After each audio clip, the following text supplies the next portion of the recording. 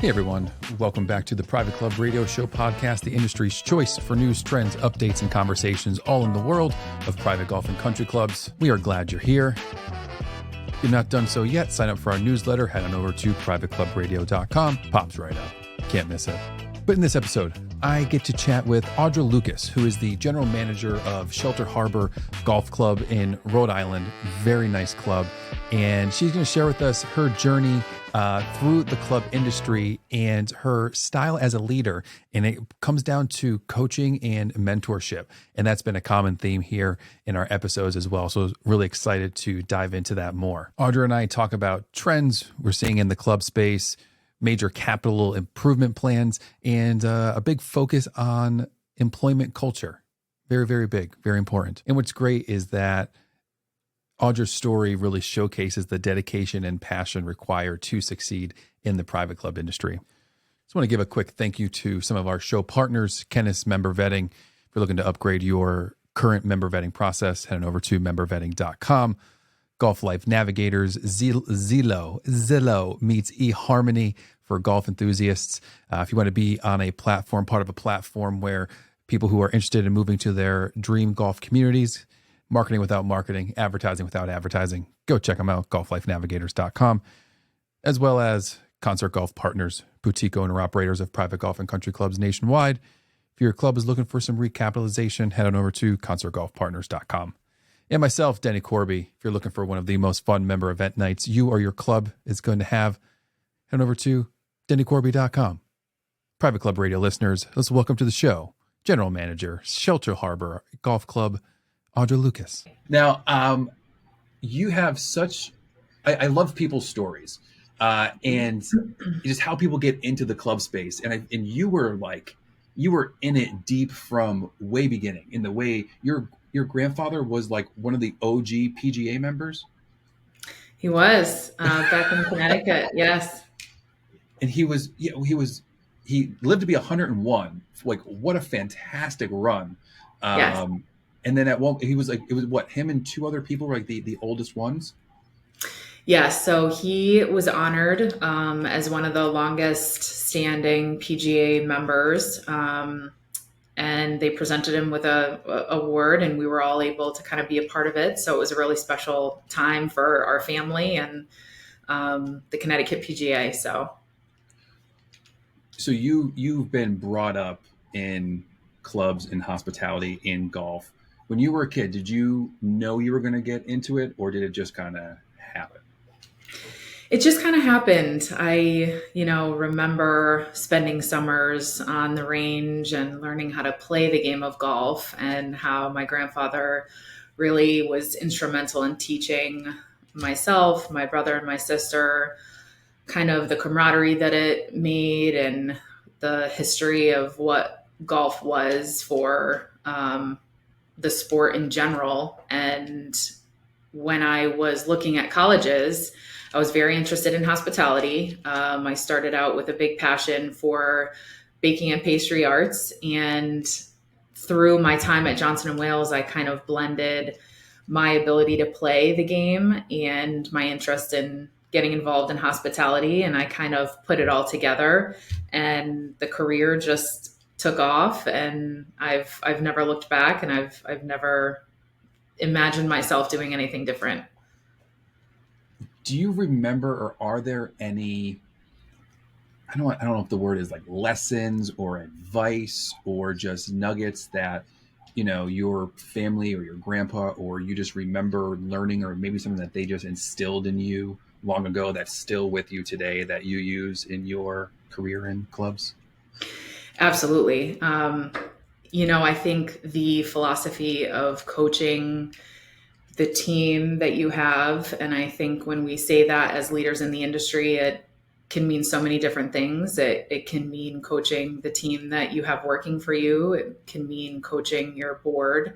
It can mean coaching your members. And for me, my grandfather was the first coach that I ever had, and it was really important for me to kind of carry that on.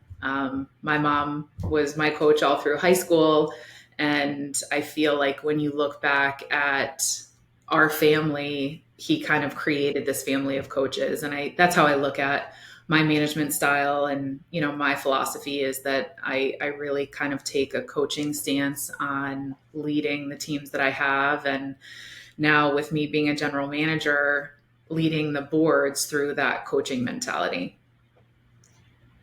What is the coaching mentality, and does it differ from like a mentor mentality and frame, so to speak? Because I know we were going to touch on mentors later, but then you just threw this curveball at me, no pun intended,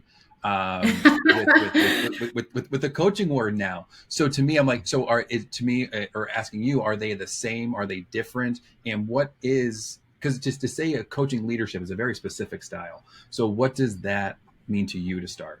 Okay, yeah. So yeah, let's start with this. Is what is, if you can go a little bit deeper into your coaching style, coaching leadership, what does that mean, and maybe what does that word mean? I think for me, coaching comes from playing athletics in college, and I think that learning the structure, learning expectations, learning how to win, quote unquote, right? That's really the overall goal, is to win when you're playing sports. I think that for me, coaching means that you have that mindset of always wanting to perform at the highest level, always wanting to be passionate when you're going into a game or when you're going into work every single day. And I think that when I look at myself as a coach and I look at myself as someone who my team looks to for guidance or inspiration or motivation in a really tough day, I think that it's very important the way that we communicate to our teams to inspire them. I think that that has a lot to do with how we actually coach and how we actually are communicating. I think inspiration in this business continues motivation, and it kind of fuels that drive to be competitive. I think that that comes out in my leadership style. I think that always having that competitive mindset kind of is an influence in my leadership. I think of how I can inspire my team to be better than they were yesterday, or how can I inspire myself to be better than I was yesterday. I think that for me, that's what coaching is. I think it's always in the moment, little tips to improve yourself. I think that it has a lot to do with sharing feedback. It's a big part of learning and growing and getting better every single day. So for me, that's what coaching means. Is there a difference between a coach and a mentor? That's an interesting question. I think that the mentors that I think of when I've progressed and grown through my career are more of a listening ear and a helpful guidance. I think that coach for me gives off a very intense persona. I think that they're there more regularly than a mentor, who to me is someone that you can pick up the phone if you're going through something, whether it's in life or whether it's in your career, and you can always call them for guidance. Whereas for me, a coach is more regular feedback, more regular encouragement, very specific examples of things that you can focus on. I have an executive coach for me, and that person is very different than a mentor to me. That person gives me real items for me to focus on and kind of gives me homework for me to take in the next 2 weeks before I have my next session with her. So I think that they're very similar, but I think for me, a mentor is more of a guiding light than someone who's giving you in the moment real feedback, homework to work on. Because you've had the ability and the opportunity to be at so many different clubs and positions, and from a young age, um, of a very young age, got into it, and then worked your way. in all these different positions and your leadership style, have you found, I don't know if it's the word strategies, but like things that you've used in to foster and kind of maintain strong teams? I think that's a great question. And for me, I look back at my experience. Everything that I bring to the teams that I'm working with, I'm building, I'm growing, I'm working with, it comes from the things that I learned from the people who influenced my career trajectory. And I think that when we even talk about some of the memberships that I've been involved with, it's things that I learned throughout my career. Some are, yes, I want to bring this to my team. This is how I want to show up. Some have been, this isn't a quality that I want to have in my future, and all are equally as important for me. I think that um, when you talk about the strategy, it really is identifying who is working for you. It's getting to know the people on your team and understand what fuels them and what drives them, um, and kind of making sure that you're touching that for your employees when they come into work every day. I think that it's a little bit different when we talk about managing boards and club governance. But I think that for me, when I look at what strategy am I going to bring to Shelter Harbor Golf Club as, the first general manager position I now hold, I look back at some of the most influential leaders that I've had the opportunity to work for, and I try to bring that to the team as the best version of myself. I think that one of the important items as you grow through your career as a young leader, and I consider myself still a young leader, is getting to know yourself the best, and self-awareness, and understanding how you can be the best version of yourself when you come to work every day. Because if you're not nailing that, the people that relying on you to do your job and be a really great leader, they're going to be disappointed because you haven't taken the time to get to know yourself. And I think that when you look at my career, one of the things that, I think that makes me really unique is that it hasn't been a straight line to the top. And I think that for me, that brings a certain level of diversity to how I look at situations. It's really kind of allowed me to be relatable, and I've learned to be transparent in certain situations of, hey, this is what I went through, here's what I can recommend. And that's really kind of my strategy uh, in leadership and in coaching in general. Can you go into a little bit what do you mean it wasn't a straight line to the top? Like I know, like, success is always different for so many different people, and the word success is as well. Can you go into that a little bit? Because I do know you've moved what 8 times in the past 10 years.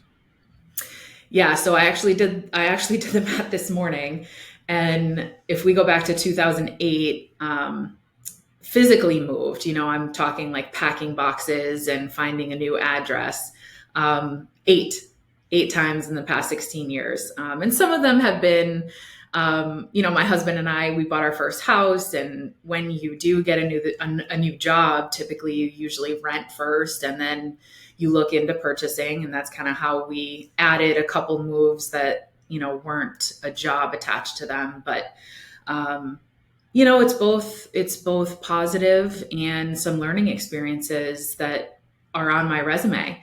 And I think that as you grow through your career, it's very difficult to kind of explain 2 years, 2 years, 2 years, 2 years.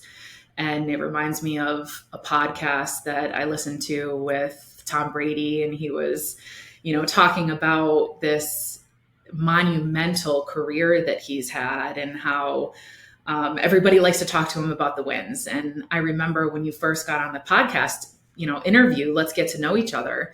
You were so impressed with the pedigree of clubs that I had on my resume. And I'm very proud to have had the opportunities to work at every single property on my resume. But some were learning experiences for me that I have learned the absolute best lessons of my career. And I think that it has really allowed me to get to know myself as a young female leader in the industry, and get to know the memberships that I want to be a part of, the people that I want to work with, the people who I want in my corner. And I think that it's all part of growth, right? The wins, like Tom Brady explained, are great to talk about, and they're fun, and they get you the limelight, but the losses are really where you learn your life lessons. And, for me, I have absolutely no regrets. I think that the relationships that I have built throughout my career are still there. I can pick up the phone and call every single person that I've ever worked for and ask them a question about how to handle a certain situation with my president, or how to handle a dynamic with an executive chef. I think that as you go through your career, if you make a mistake or if you don't show up as the best version of yourself,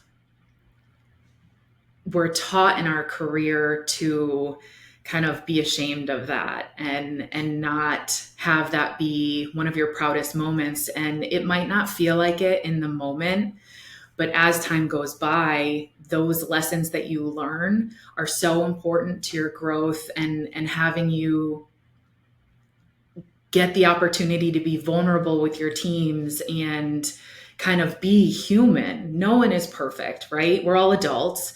We all make mistakes in business. We all make mistakes in this amazing road called life. And for me, I think that I'm so proud of everything that I've accomplished in my career and the relationships that I've built, and some that, haven't really worked out that I thought were going to. And it's kind of all put together in this beautiful little up and down path, tackled in by a lot of moving boxes, clearly. Too many.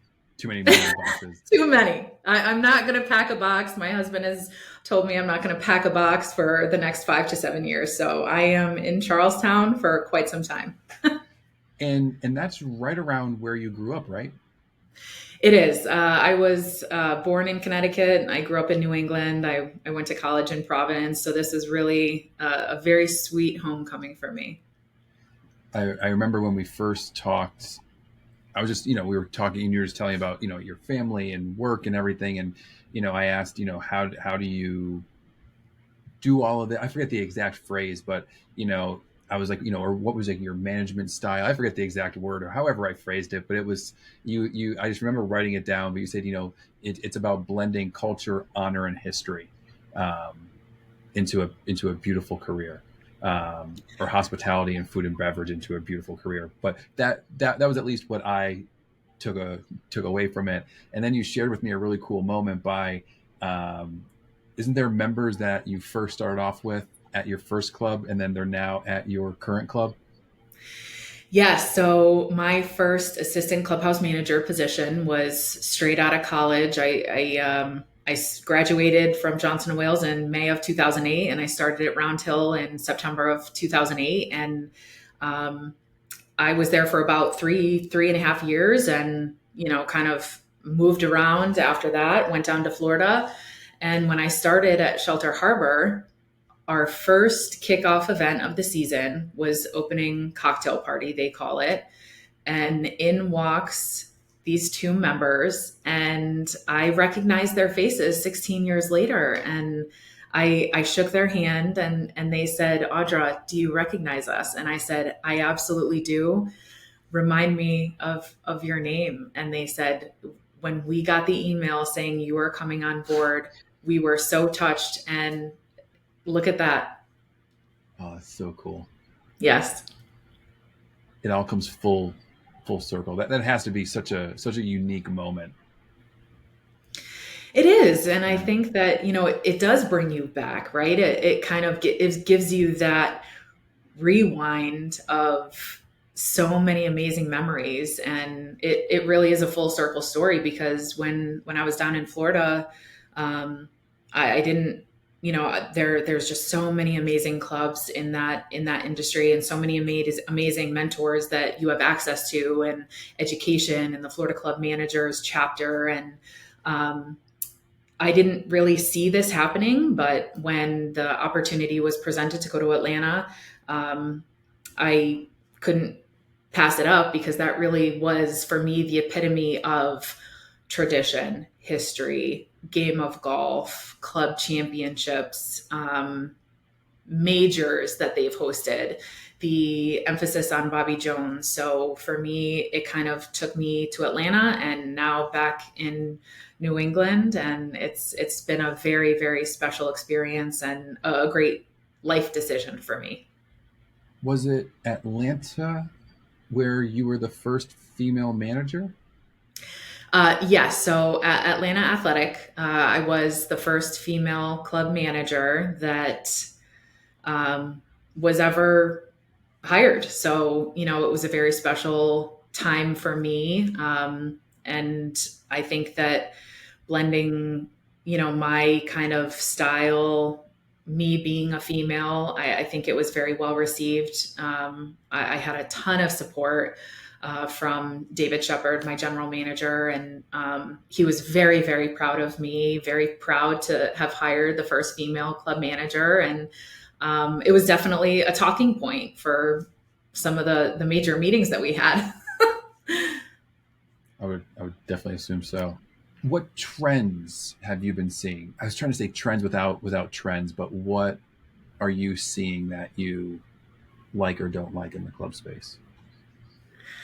I think one of the exciting things that we're all seeing right now is major capital improvement plans. Yeah. Shelter Harbor is going through one right now. From a leadership standpoint, I think one of the things that we're seeing is a huge emphasis on culture and employment culture, and looking into ways on where how clubs and leaders can make their organizations the destination of choice, because I think that competition is a real thing, depending on where you are, depending on how seasonal you are.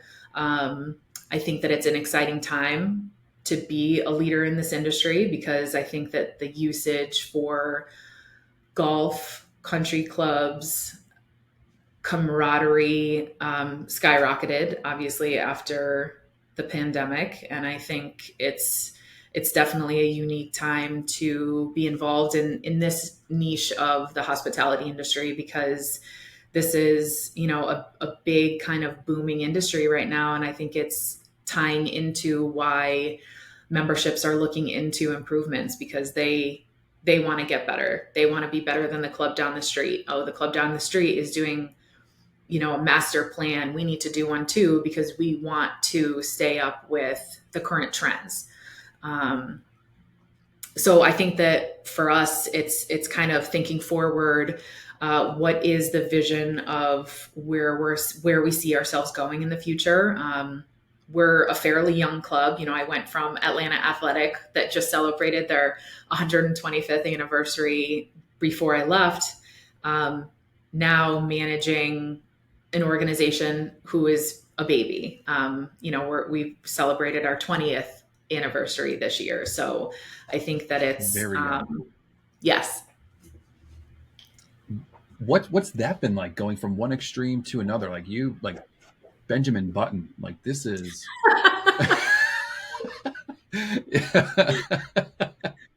no, but what I don't know. It wasn't even that funny, but no, like, but that's got to be interesting, just in terms of the membership, just everything. Like, everything must be, and you've done so many other clubs as well, so probably you've experienced so much that helped you adapt quicker. But like, that's got to be quite the change, going from a 120-year-old club to a 20-year-old club.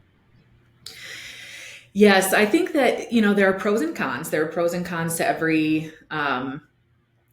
club is so unique in the way it's governed, in the way it's structured. And I think that for me, working in a club with so much history was crucial for me because it allowed me to see that structure, see how club governance was really established, and there were sequencing to the way decisions were made. And I think it was a very healthy experience for me to be a part of and learn, these are standard industry practices, and be able to bring them here. Because with young clubs, you go through a growth phase with one, your membership, right? I mean, 20 years ago, who were the people that were joining this club, and who are the people that we're going to be attracting now?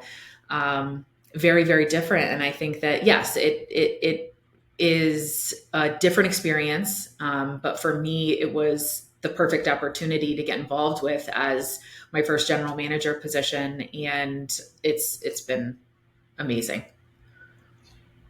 Maybe not so much maybe for Shelter Point, or it could be, or just any of your clubs. Are there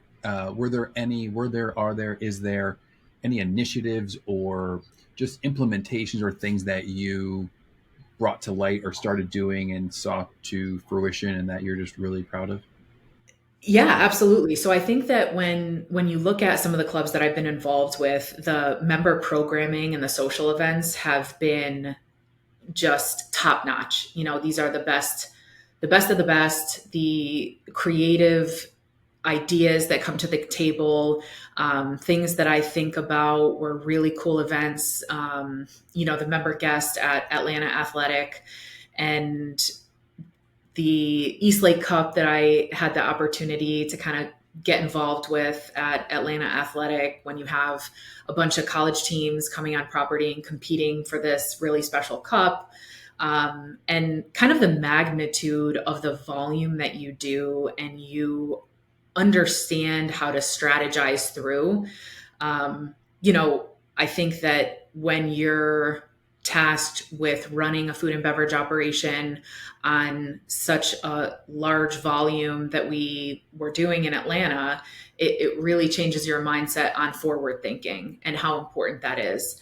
I think at Sailfish Point, the every event was really special. We're right on the ocean down there. It was just a dream to go to work every day, and you didn't feel like you were working because you felt like you were on vacation driving into the club.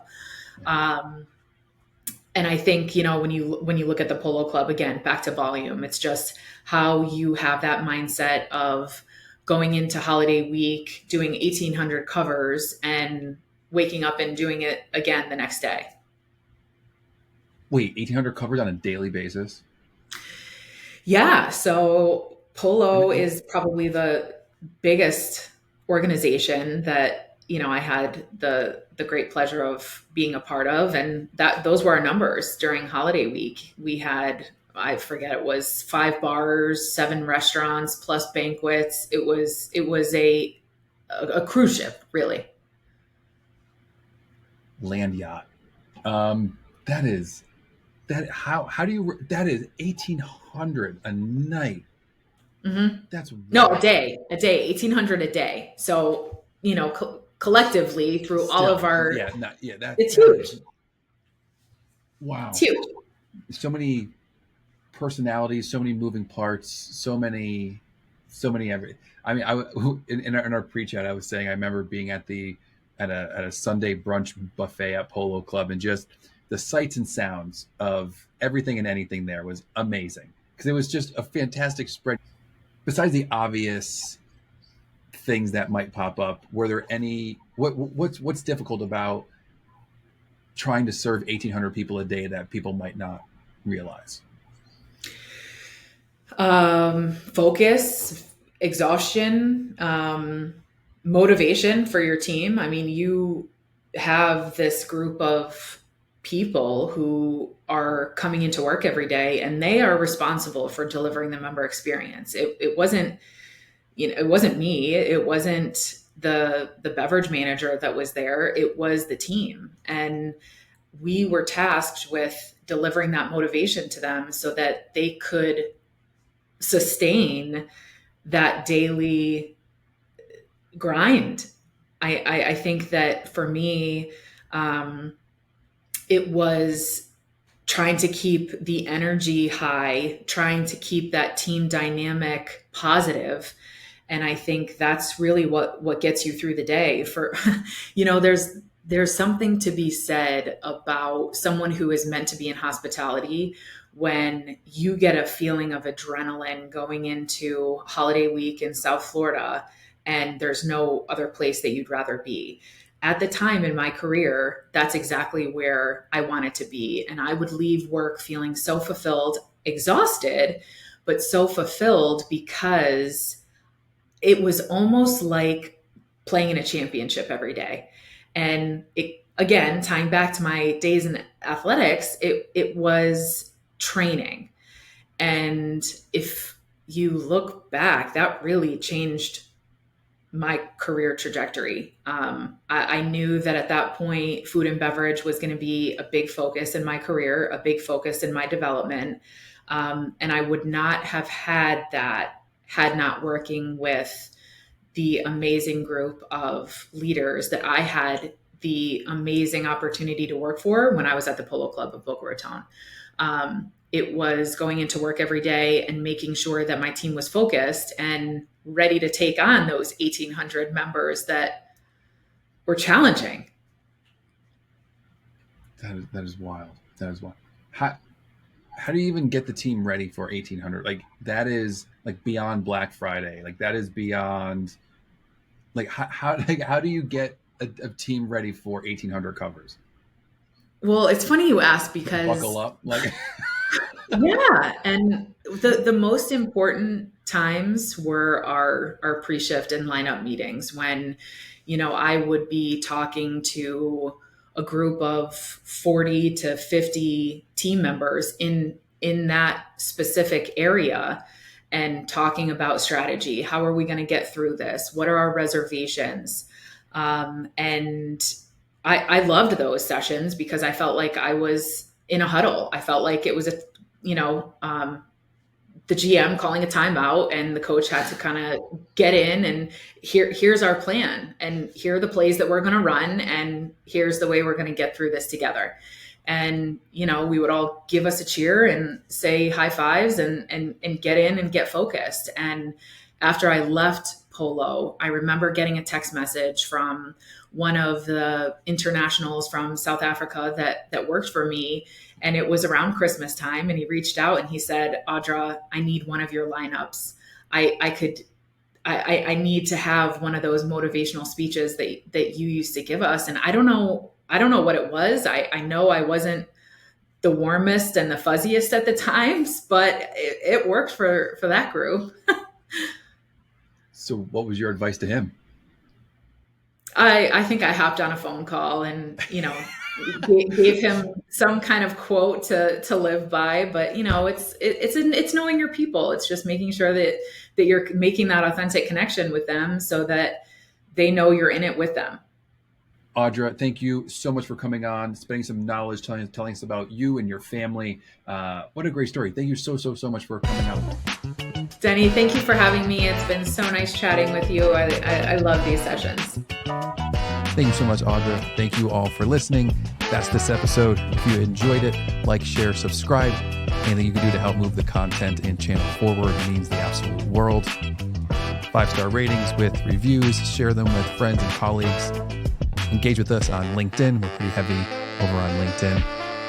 But that's this episode. Until next time, catch y'all on Flippity Flip.